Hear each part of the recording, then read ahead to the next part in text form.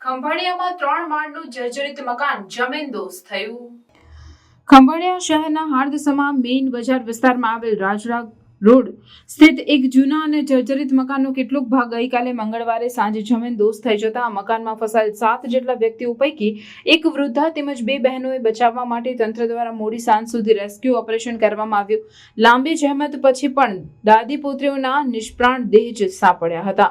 આશરે 125 વર્ષ જૂના આ મકાનના કાટમાળને દૂર કરવા તેમજ ફસાયેલાઓને બચાવવા માટે મોડી રાત સુધી રેસ્ક્યુ ઓપરેશન ચાલ્યું હતું। આ કરુણ બનાવે સમગ્ર પંથકમાં ભારે અરેરાટી પ્રસરાવી છે।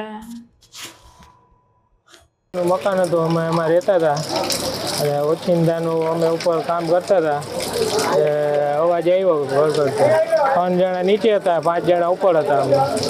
તો અમે ઓલા બીજા રૂમમાં નીકળી ગયા, પછી પડ્યા પછી તો કાંઈ થાય નહીં, ધડાટી થઈ નીચે, પછી નીકળી ના આવ્યા નીચે।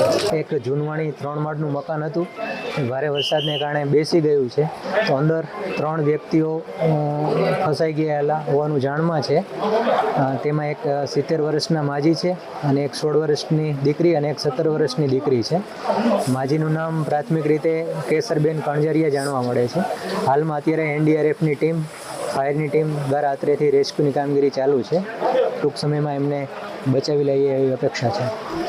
ખંભાળિયામાં શહેરી વિસ્તારમાં એક મકાનની છત ખસી પડતા ત્યાં